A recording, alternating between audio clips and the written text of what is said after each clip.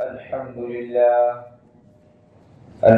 لله نحمده ونستعينه ونستغفره ونعوذ بالله من شرور أنفسنا ومن سيئات أعمالنا من يهده الله فلا مضل له ومن يضلله فلا هادي له ونشهد أن سيدنا ونبينا ومولانا محمدا عبده ورسوله أما بعد فأعوذ بالله من الشيطان الرجيم بسم الله الرحمن الرحيم قل إن صلاتي ونسكي ومحياي ومماتي لله رب العالمين وقال تعالى بسم الله الرحمن الرحيم إنا أعطيناك الكوثر فصل لربك وانحر إن شانئك هو الأبتر وقال رسول الله صلى الله عليه وسلم إن الله لا يقبل من العمل إلا ما كان خالصا لله أو كما قال عليه الصلاة والسلام سبحانك لا علم لنا إلا ما علمتنا إنك أنت العليم الحكيم سبحانك لا فهم لنا إلا ما فهمتنا إنك أنت العزيز الحكيم اللهم أنت ربي لا إله إلا أنت خلقتني وأنا عبدك وأنا على عهدك ووعدك ما استطعت وأعوذ بك من شر ما صنعت أبوء لك بنعمتك علي وأبوء بذنبي فاغفر لي فإنه لا يغفر الذنوب إلا أنت أحمد الشكر اللهم صل على محمد وعلى آل محمد كما صليت على إبراهيم وعلى آل إبراهيم إنك حميد مجيد اللهم بارك على محمد وعلى آل محمد كما باركت على إبراهيم وعلى آل إبراهيم إنك حميد مجيد محترم সম্মানিত মুসল্লিয়ান ইকরাম আল্লাহ পাক আমাদেরকে 1445 হিজরি জিলহজুল হজ্জ মাসে কুরবানির 3 দিন আগে জিলহজ মাসের প্রথম সপ্তাহ রব্বুল আলামিন প্রথম শুক্রবার জুমার নামাজ আদায় করার জন্য সুষ্ঠুতার সহিত জামে মসজিদে আসার তৌফিক দান করেছেন। কালিমাতুশ শুকর দিক থেকে আদায় করি আলহামদুলিল্লাহ।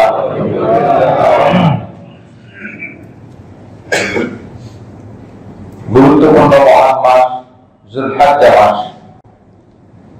আমরা সকলেই জানি এই মাসে ইসলামের যে 5টি স্তম্ভ রয়েছে তার মধ্যে একটি হলো হজ পালন করা। হজ পালনের উদ্দেশ্যে হাজী সাহেবগণ আল্লাহর মেহমানগণ মেলার উদ্দেশ্যে রওনা দিয়েছেন। সেখান থেকে ধারাবাহিকভাবে আরাফা মুজদালিফা আরো যে সমস্ত আমল ধারাবাহিকভাবে হাজী সাহেবগণের 4-5 দিনের আমল তাদের চলমান থাকবে। আমরা সেই সমস্ত হাজী সাহেবদের কথা স্মরণ করি এবং তাদের আমল সহজ ভাবে যেন তারা করতে পারে এবং তাদের আমল যেন আমরা কবুল করেন এই দোয়া আমরা চলমান রাখি। এই আশায় আল্লাহ পাক যেন আমাকেও আমাদেরকেও তার ঘরের মেহমান হিসাবে নতুন একজন মেহমান হিসাবে কবুল করেন। সাথে বিশ্বের সকল মুসলিমদের কাছে, মুমিনদের কাছে জিলহজ মাসের 10 তারিখের ঈদের দিন, কোরবানির দিন পৌঁছে যায়। এই দিন এক গুরুত্বপূর্ণ দুটি আমল পালন করা হয়, দুটি আমল আদায় করা হয়। তার মধ্যে একটি হলো ঈদের নামাজ, আর একটি হলো ঈদের নামাজের পরে কুরবানি করা। নির্দিষ্ট কিছু পশু থেকে একটি পশু সাধ্য মোতাবেক পশু জবাই করা, কুরবানি করা। যেহেতু কুরবানির আগে আজই শেষ শুক্রবার, আল্লাহ যদি আমাদেরকে তৌফিক দান করেন, খায়াত দারাজ করেন, আগামী সোমবার 10ই যুলহিজ্জা এই সময় ইনশাআল্লাহ আমরা ঈদের নামাজ আদায় করব এবং কুরবানি নামক যে ইবাদত, গুরুত্বপূর্ণ তাৎপর্যপূর্ণ ফজিলত, এটা আদায় করব। আল্লাহ আমাদের সকলকে তৌফিক দান করেন, আমিন।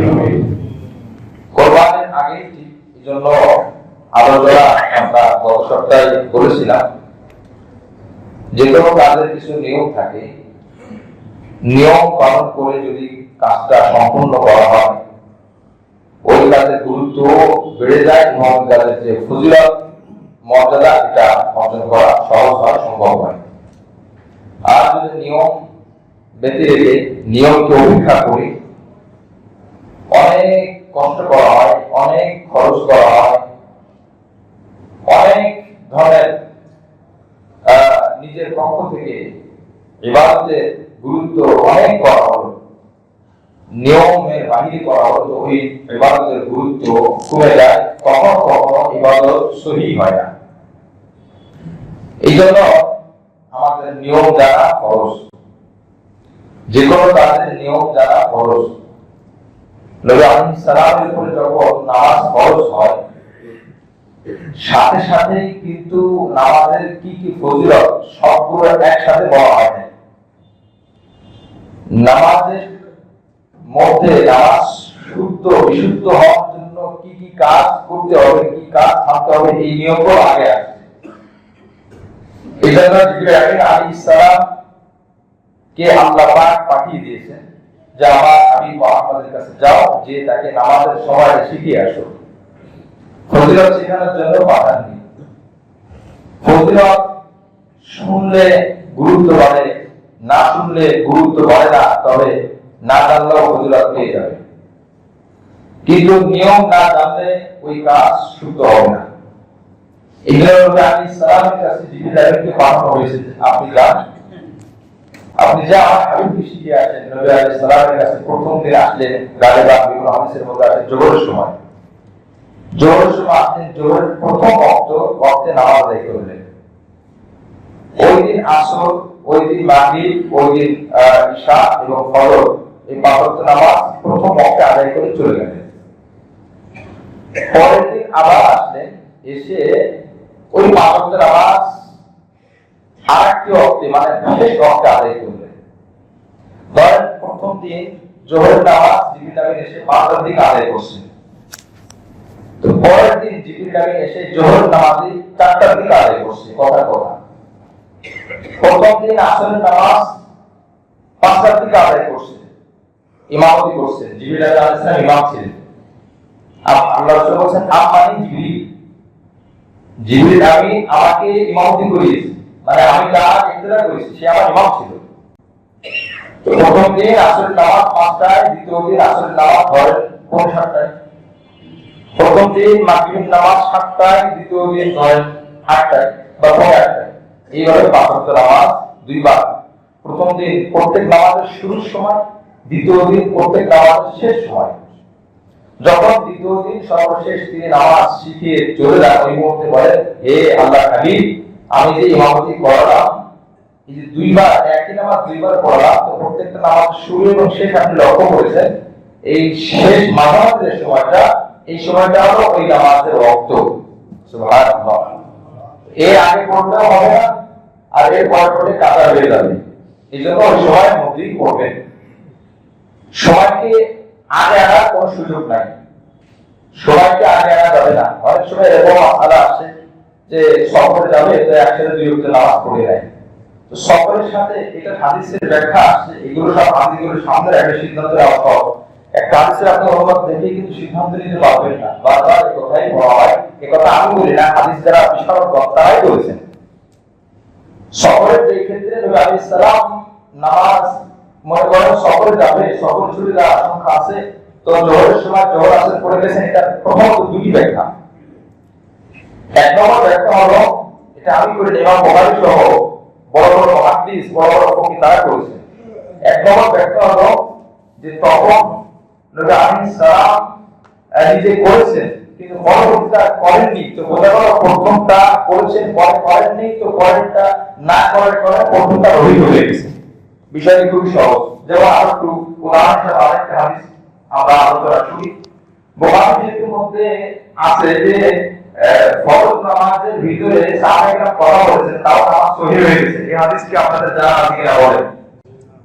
নাই জানা থাকে। নামাজের ব্যাপারে কথা বলার হাদিস আছে, বিশুদ্ধ হাদিস আছে, সহিহ হাদিস আছে। সাহাবায়ে পিছনে আসতেন, এসে জিজ্ঞেস করতেন নবী কয় রাকাত নামাজ আদায় করছে? বলে জোহরের নামাজ 2 রাকাত হয়েছে। নামাজ কিন্তু চলতেছে। যিনি ইবতিদা করেন নবী বল 2 রাকাত আদায় করছে। ওই সাহাবী যিনি মাসবুক হয়েছেন পরে আসেন, উনি করেন কি দ্রুত যে 2 রাকাত আদায় হয়ে গেছে 2 রাকাত আগে আদায় করে নিতেন। আগে আদায় করে এরপর নবীর সাথে যুক্ত হতেন। তো বোঝা গেল আমাদের ছুটে যাওয়া নামাজকে আমরা আগে করি না পরে করি? আগে করার হাদিস আছে, পরে করার হাদিস আছে, আমরা কোনটা করি? যেই কারণে পরে করি, এই কারণে অন্য হাদিসের ক্ষেত্রে বহু কম হয়, অন্য আমরা বহু কম। এরপর নামাজের পরে আমরা কথা এখন বলি নাকি বলি না? বলি না। আমাদের বড় হাদিস আছে, এর বড় হাদিস বাদ দিলাম যেই কারণে অনেক আমাদের ভিতরে এই সমস্ত কারণগুলো পরে আপনি যখন বিস্তারিত হাদিসের কিতাবগুলোর সামনে নিয়ে ব্যাখ্যা নিয়ে বলবেন, তখন আপনি কিছুটা হলেও বুঝবেন, সহজ হয়ে যাবে। এই জন্য আমরা একবার যাচ্ছি, একটু যাচ্ছি, এখান থেকে যাচ্ছি, আমরা যথেষ্ট মনে করি। আসলে যথেষ্ট মনে করার কারণে ক্ষতি হয়। নবী আলাইহিস সালামের 23 বছর জীবনীতে একই একটা আমলের ক্ষেত্রে 4 ধরনের হাদিস আছে। আমরা সকলেই জানি, নামাজে হাত, নামের নিচে বাঁধব, বড় বড় বাঁধব, উপরে বড় বড় হাদিস আছে না? আছে। এই এতগুলো হাদিস কেন থাকলো? আমি একটা মানি কেন? আমি বাকিগুলো স্বীকার করে একটা মানি, কারণ আমি হাদিস বিশ্বাসী। আর যে একটা মানে বাকিগুলো স্বীকার করে না, হাদিসের মান যদি মুতাওয়াতির পর্যায়ে হয়, তাহলে অস্বীকার করার কারণে সে কাফের হয়ে যাবে। জোরে বলে নাউযুবিল্লাহ। এগুলো আপনার খুবই গভীর আলোচনা, এগুলো হাওয়াই আলোচনা, তাত্ত্বিক দলিল সমৃদ্ধ আলোচনা। মুতাওয়াতির হাদিস, মাশহুর হাদিস, গরীব হাদিস, আজিজ হাদিস, এই 4 প্রকার হাদিস আছে। এগুলো ব্যাখ্যা করতে গেলে বহুত সময় প্রয়োজন। হাদিসের মান নির্ণয়ের কারণে কোন বিধান ফরজ হয়, কোন বিধান ওয়াজিব হয়, কোন বিধান সুন্নাতে মুআক্কাদা হয়, কোন বিধান নফল হয়, এটা একটা বিষয়। আবার হাদিসের সময় ভিন্নতার কারণে কোন বিধান রহিত হয়ে যায়, কোন বিধান স্থির হয়। যে কথা বলতেছিলাম, একদিন এক সাহাবী সাহাবীর সাথে জিজ্ঞাসা করলেন না যে কয় রাকাত নামাজ আদায় করছিল, নবীজি দাঁড়িয়ে গেলেন। নবীর সাথে নামাজ আদায় করার পরে যে কয় রাকাত ছুটে গেল, সে একা একা ওই কয় রাকাত নামাজ আদায় করলো। হাদিসের গল্প। নবী আলাইহিস সালাম জানলেন, তাকে ডাক দিলেন। ডাকার পর জিজ্ঞাসা করলেন, এরকম কেন করলে তুমি? সবাই তো আগে নামাজ আদায় করে, পরে নামাজ যুক্ত হয়। ওই সাহাবী বললেন, ইয়া রাসূলুল্লাহ, আমি ছুটে যাওয়া নামাজ যদি আদায় করতে যাই, আপনার আদায় করতে নামাজের আরো এক রাকাত ছুটে যেতে পারে। তো আমি চিন্তা করলাম, আপনার পিছনে নামাজ এক রাকাত নামাজ যায়, আমার একা 1000 রাকাত তো বললাম। সুবহানাল্লাহ। তো আমি চিন্তা করলাম, আপনি তো স্পষ্ট করে বক্তব্য বলেন নাই যে আগে সব করতেই হবে, তো আমি আগে আপনার সাথে ইক্তেদা করলাম, শেষ করলাম, এরপর ছুটে যাওয়া নামাজগুলো আদায় করলাম। নবী আলাইহিস সালাম তখন দুটি বিধান শুনিয়ে দিলেন, হাদিস বলে দিলেন, আজকে থেকে যাদের যে নামাজ ছুটে যাবে, এই নামাজগুলো পরে পড়বে ইমাম সালাম ফেরানোর পরে। সুবহানাল্লাহ। আগের হাদিসে কিন্তু আছে, কিন্তু এটা মানসুখ হাদিস, রহিত হাদিস। এরপর নবী বললেন, আজকে থেকে আমি নবী বলে দিলাম, নামাজের মধ্যে কোনো কথা বলা চলবে না, নামাজের মধ্যে কথা বলে নামাজ নষ্ট হয়ে যাবে। এই হাদিস সহিহ কি সহিহ না বলেন? আমরা এই হাদিস আমল করি না। এখন যদি শুধু সহিহর বিবেচনা করি, মাঝে মধ্যে কথা বলাও দরকার হবে। খুবই সহজ বিষয়। মোটা কথা না কিন্তু। যদি শুধু সহিহ বিবেচনা করি, কথাটা খুব পরিষ্কার, শুধু সহিহ ভিত্তি রাখি, তাহলে মাঝে মাঝে কথা বলতে হবে, মাঝে মাঝে জুতা বাইকে নামাজ পড়তে হবে, মাঝে মাঝে ইমাম যে নামাজগুলো ছুটে গেছে ওটা আগেও পড়তে হবে। কি বলে কথা ঠিক কিনা? কথা যখন ভুল আছে বুঝার জন্য এই কথাগুলো বলা। মুহতারাম হাজিরিন, তো বলতেছিলাম নবী আলাইহিস সালামের একটা ব্যাখ্যা হলো, পরবর্তীতে ওটা আরেকবার দুই নম্বর ব্যাখ্যা হলো জমাইনা সালাতাইন। হাদিসের অর্থ আছে বাবুল জামঈ বাইনা সালাতাই, অধ্যায় হবে তিরমিজির মধ্যে আছে, আর অনেক কিতাবে আছে বাবুল জামঈ বাইনা সালাতাইন, দুই ওয়াক্তের নামাজকে একসাথে আদায় করা। হ্যাঁ, একটা সুযোগ আছে, সেটা হলো ধরেন জোহরের নামাজের শেষ ওয়াক্ত, জোহর যখন শেষ হয় আসর তখন শুরু হয়, এটা নিয়ম। মাগরিব যখন শেষ হয় ইশা তখন শুরু হয়, এটাই নিয়ম। এই নামাজগুলো এক ওয়াক্তের সাথে আরেক ওয়াক্তে লাগানো, ব্যতিক্রম হলো ফজর আর জোহর। ফজর যখন শেষ হয় জোহর তখন শুরু হয় না। ফজর শেষ হয় কখন? যখন সূর্য ওঠে। যখন সূর্য উঠে যায় তখন ফজরের ওয়াক্ত কি হয়ে যায়? শেষ হয়ে যায়। তখন কি জোহর পড়া সহিহ হবে না? জোহর পড়তে হবে মাঝখান থেকে। আরেকটি মাসআলা, এটাও আমাদের জানা দরকার, তিন সময় নামাজ পড়া নিষেধ। সূর্য ওঠার সময়, সূর্য ডোবার সময়, আর সূর্য যখন মধ্যবর্তী আকার দ্বিপ্রহরের সময়। আজকে কয়টা থেকে কয় মিনিট পর্যন্ত দ্বিপ্রহর ছিল? 11টা 54 থেকে 59 মিনিট। সতেরোটা হলো 59 52, যাই হোক আমরা 10 মিনিট ধরলাম। 11টা সাধারণত 5 থেকে 6 মিনিট হয়, তো 17টা 10 মিনিট ধরি, 11টা 50 থেকে 12 পর্যন্ত। এই টাইমের মধ্যে নফল বলি, সুন্নাত বলি, কাজা বলি, যেগুলো নামাজ পড়া নিষেধ, নবী আলাইহিস সালাম নিষেধ করেছেন। আজকের কথা বলছি, সময় কিন্তু পরিবর্তন হয়, কখনো 15টা হয়, কখনো 16টা হয়। এজন্য ক্যালেন্ডার দেখে আমরা নামাজ আদায় করব। আল্লাহ পাক আমাদেরকে সহিহ আমল করার, সহিহ আমল করার তৌফিক দান করেন, আমিন। যেভাবে বলতেছিলাম জমাইনা সালাতাইন অর্থ কি? অর্থ হলো জোহরের ওয়াক্ত শেষ হবে আসর শুরু হয়, আসর শেষ হয় মাগরিব শুরু হয়, মাগরিব শেষ হয় ইশা শুরু হয়। নবী আলাইহিস সালাম বললেন জোহরের নামাজ ধরেন আজকে শেষ হবে 4:30টায়, তো আসর শুরু হবে কয়টায়? 6:30টায়।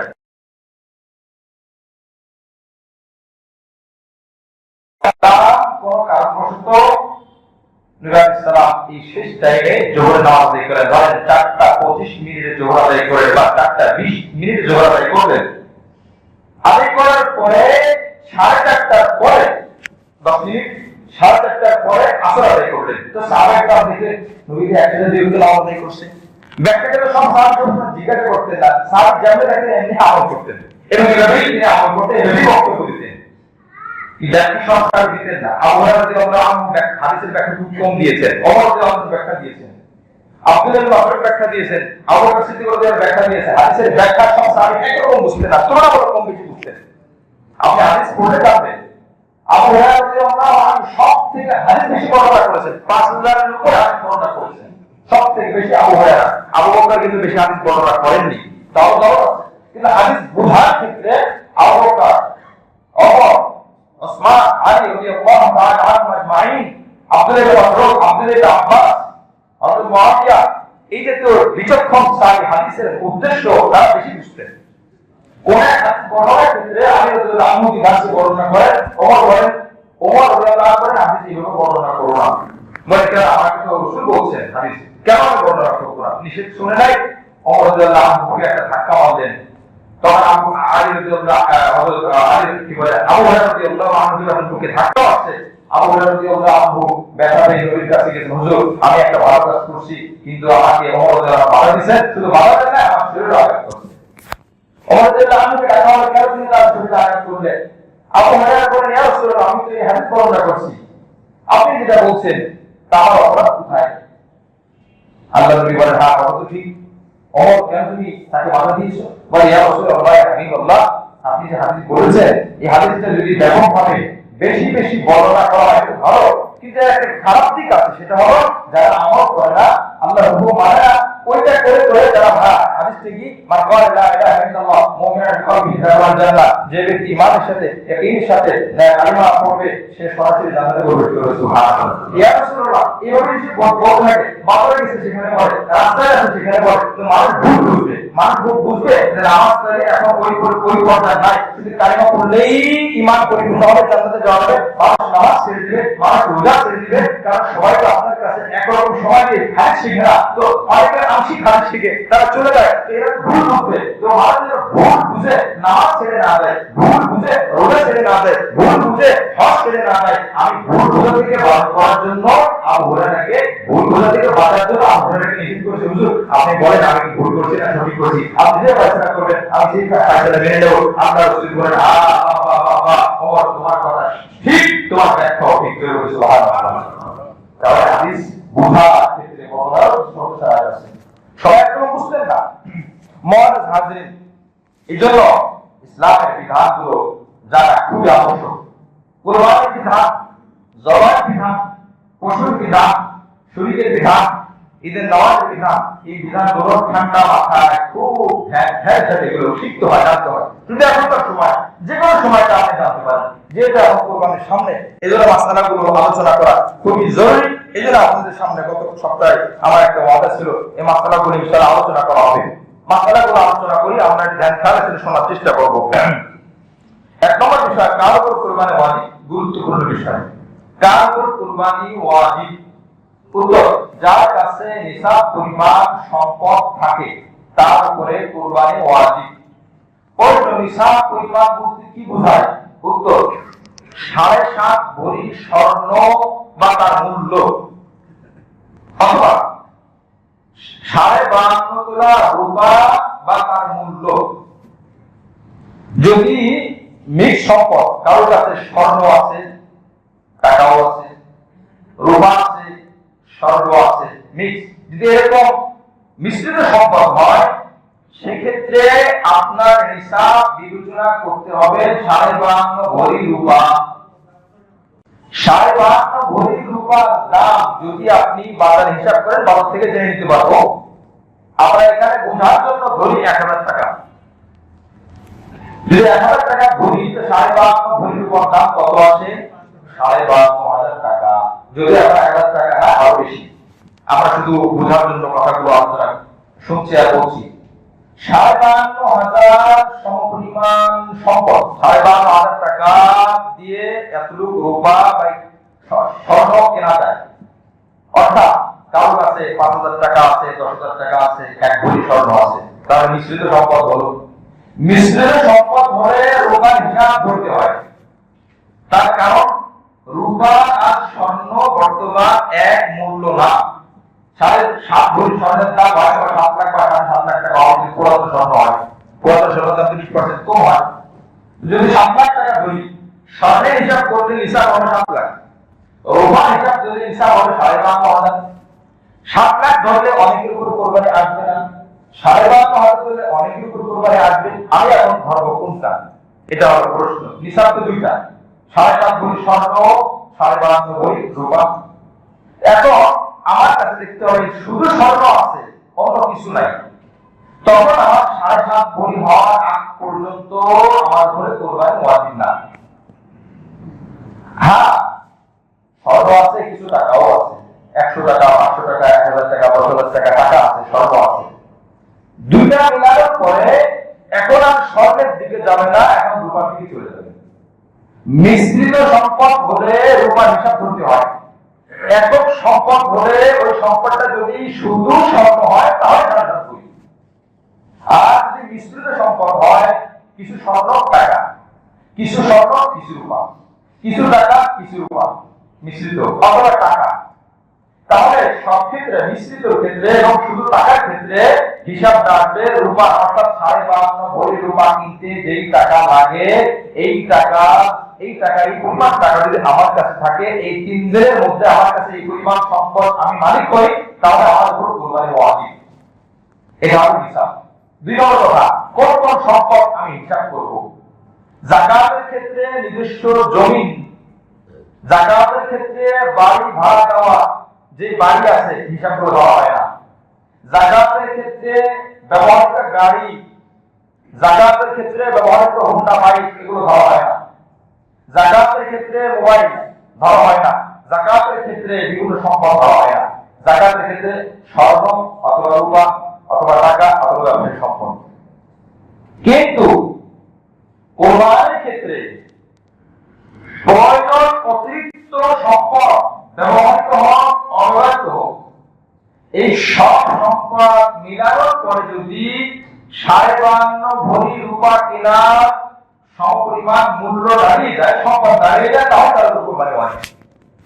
উদাহরণ, একজনের কাছে 1 বিঘা জমি আছে, 10 কাঠা 20 কাঠা 1 বিঘা হয়, 10 কাঠা জমি ব্যবহার করে সারা বছর তার লাগে, আর 10 কাঠা একটি পড়ে থাকে। এখন বলেন এই 10 কাঠা তো সে মালিক, যদিও জায়গার উপরে জাকাত আসে না এই জায়গার উপরে, কিন্তু এই 10 কাঠা তার প্রয়োজন অতিরিক্ত কিনা? প্রয়োজন অতিরিক্ত কিনা? আমাদের প্রয়োজন হচ্ছে না, লাগতেছে না, আমার প্রয়োজন অতিরিক্ত। একজনের 2টি ফ্ল্যাট আছে, একটি ফ্ল্যাট তার ভাড়া সে নিজে থাকে, আরেকটি তার ভাড়া ব্যবহারের প্রয়োজন পুরো হয়ে যায়।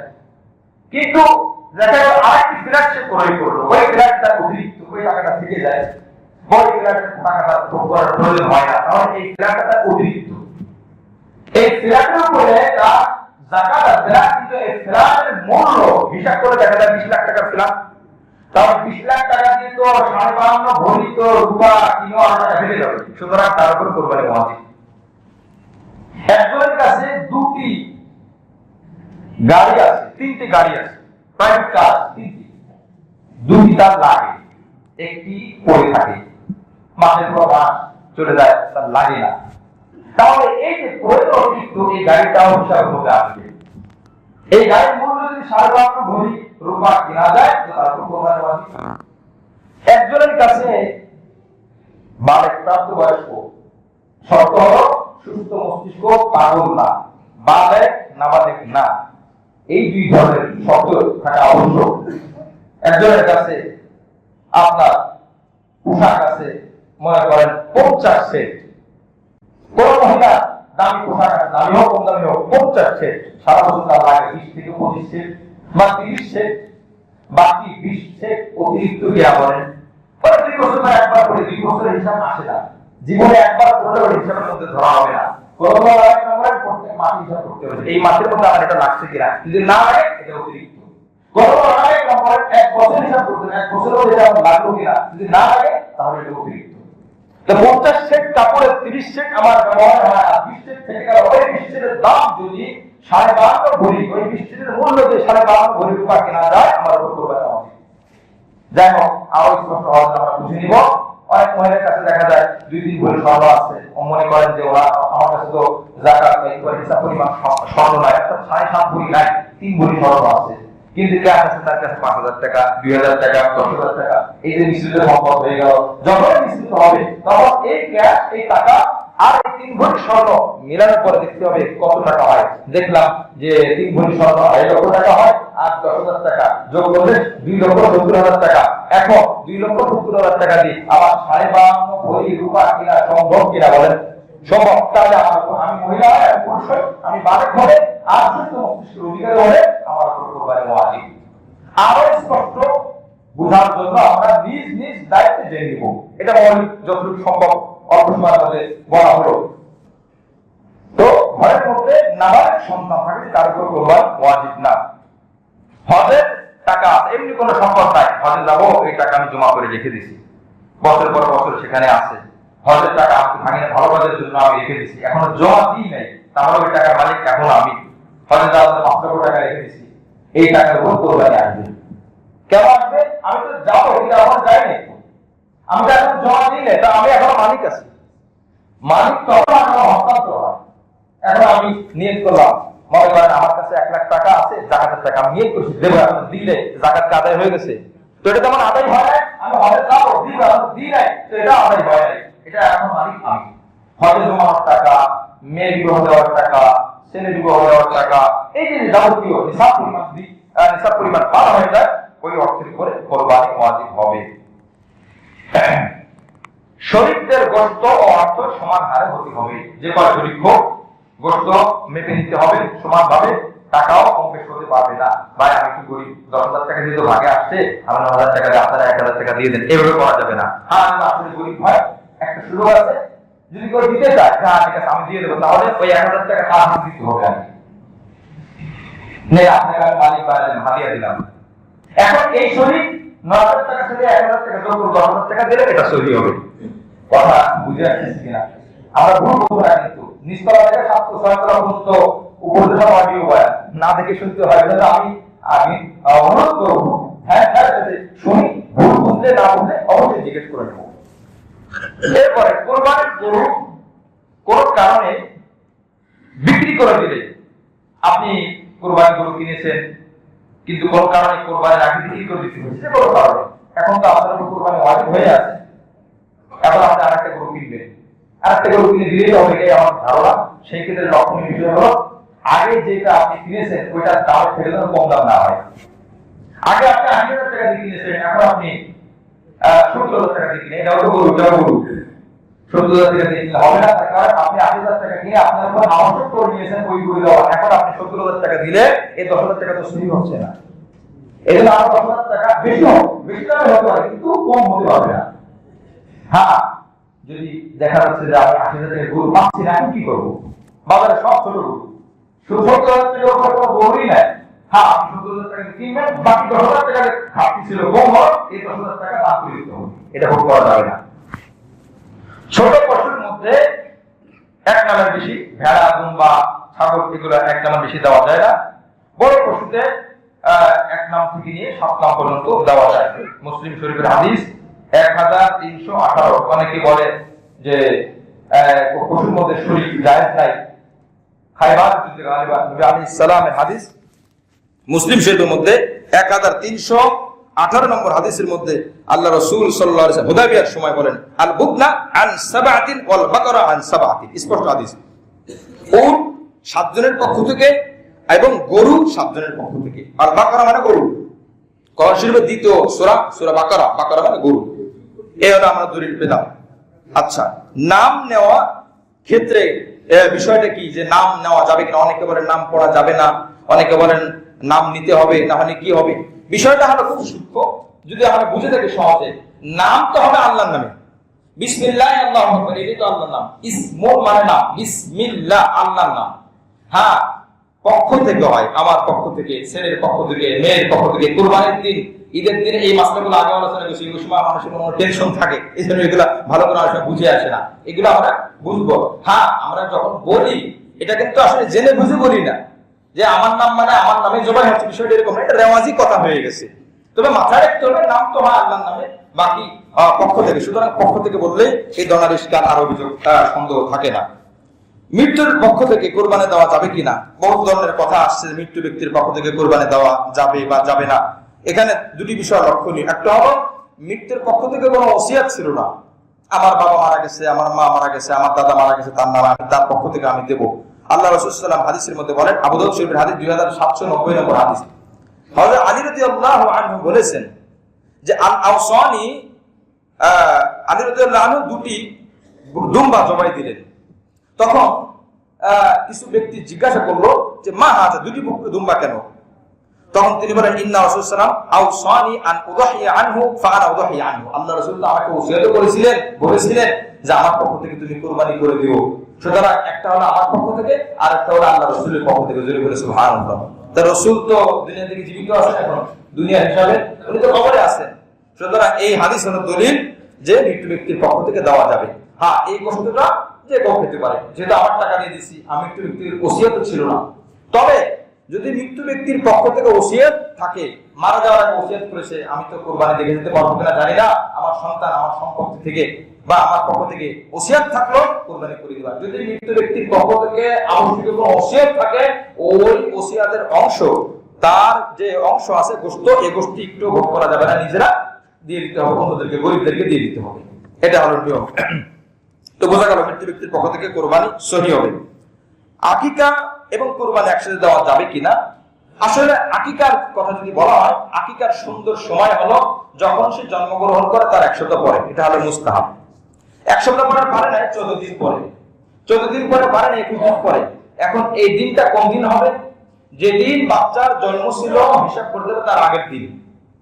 যেমন কথার কথা, আজকে শুক্রবার কোনো বাচ্চার জন্ম হলো, এক সপ্তাহ পরে সামনের কোন দিন এক সপ্তাহ পরে হয়?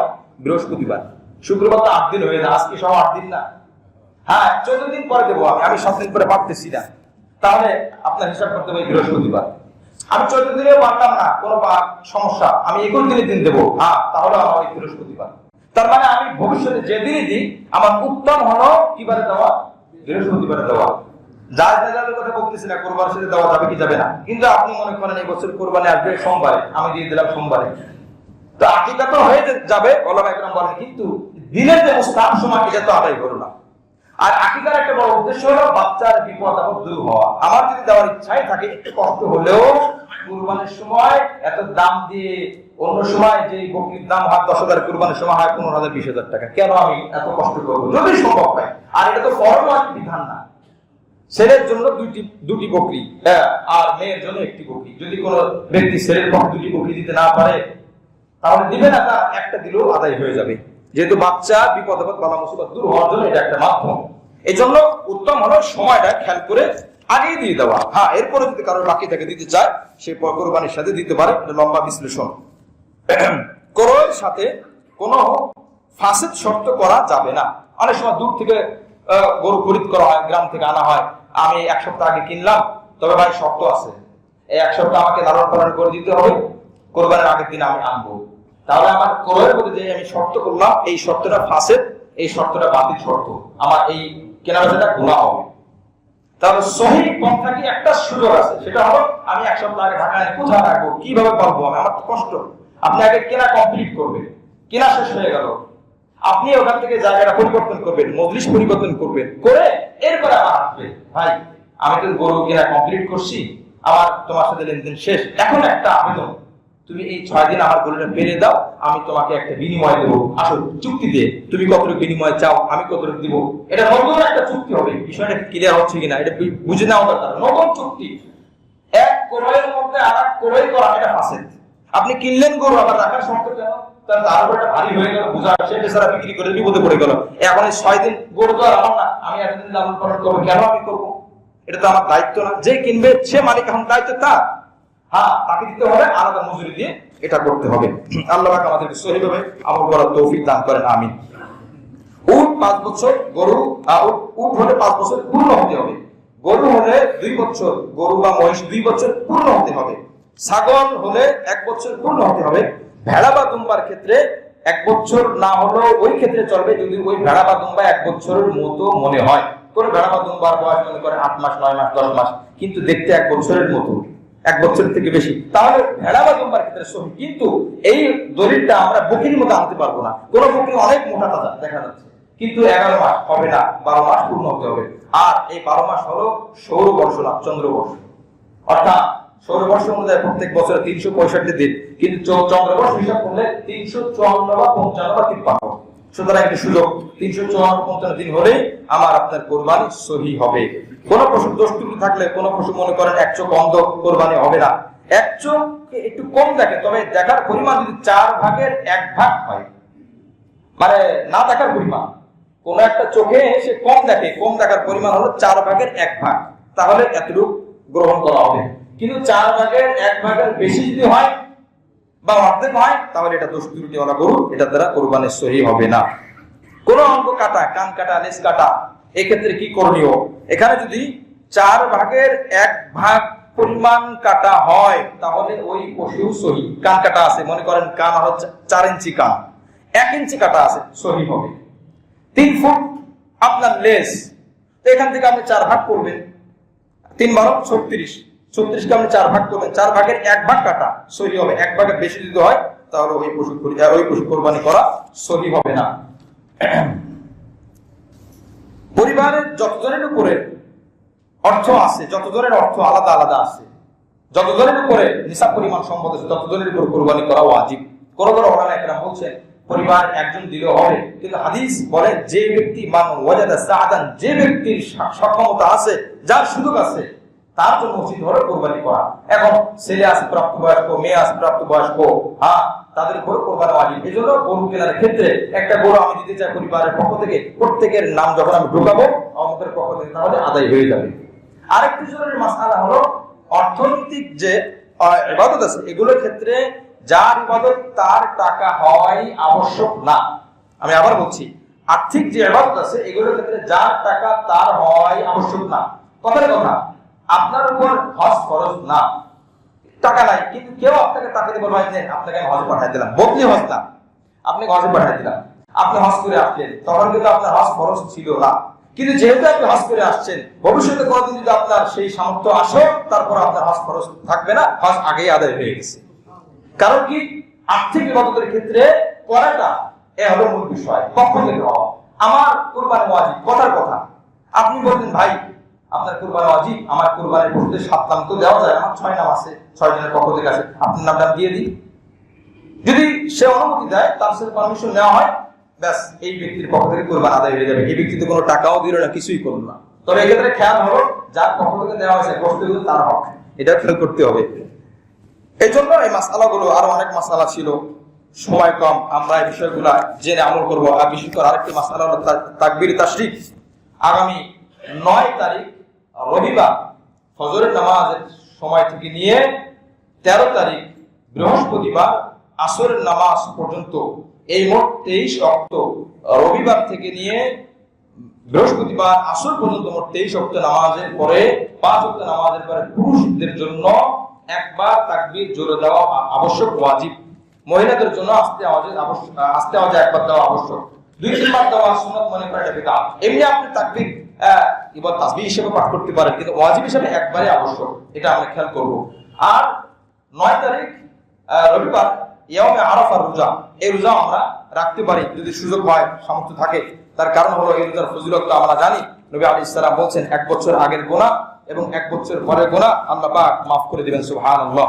এইজন্য আমরা যারা পারি রবিবারের রোজা রাখবো। প্রশ্ন হলো যে আরাফা তো হুজুর শনিবারে, এখানে দলিলের কথা বলতে গেলে লম্বা সময়ের প্রয়োজন। সহজে বোঝেন, ইয়াউমে আরাফা এটা একটা কথা, এই কথাটার উদ্দেশ্য কিন্তু 9 তারিখ, এটা একটা পরিভাষা। কেন পরিভাষা? আপনি যদি সৌদির সাথে মিল রেখে ইয়াউমে আরাফা তারা শনিবার রাখছে, তো আমরাও রাখি, তাহলে প্রশ্ন হয়, হাদিসের মধ্যে কিন্তু আসছে ইয়াউমে আরাফায় রোজা রাখো আর তার পরের দিন ইয়াউমুন নাহারে কুরবানি করো।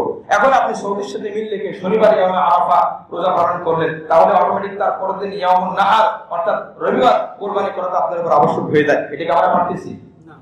এবার আরো আসেন, হাদিসের মধ্যে আসে, সব কিতাবের মধ্যে আসছে এগুলো। আলী রাদিয়াল্লাহু আনহু বলে নবী আলাইহিস সালাম আরাফাত দিন তাকবীর দেওয়া শুরু করতেন। এখন বলেন, আরাফাত দিন বলতে আমরা কি জিলহজের 9 তারিখ ফজর বুঝি না 8 তারিখ ফজর বুঝি? 9 তারিখ, 8 তারিখ তো শনিবার, আগামীকাল 8 তারিখ, আগামীকাল থেকে না। নবী আলাইহিস সালাম আরাফার দিন ফজর থেকে নিয়ে 13 জিলহজ আসর পর্যন্ত 23 অক্ট নামাজে তাকবীর দিতেন। এই হলো হাদিস আরাফার দিন। এখন আরাফার দিন দ্বারা যদি আপনি 8 তারিখ ধরেন, তাহলে 23 আর 5 22 অক্ট, ভুল, 23 আর 5 28 অক্ট হয়। এই আরাফার দিন এটা পারিভাষিক একটা কথা, যেমন কুরবানির দিন ইয়াউমুন নাহার, এটা পারিভাষিক একটা কথা। এজন্য এখানে কোনো দোদুল্যমান হওয়ার কোনো অবকাশ নাই, কোনো সন্দেহের কোনো সুযোগ নাই, সন্দেহ করার কোনো দরকার নাই। এটা যুগ যুগ ধরে হাদিস ভিত্তিক আমলগুলো চলে আসছে।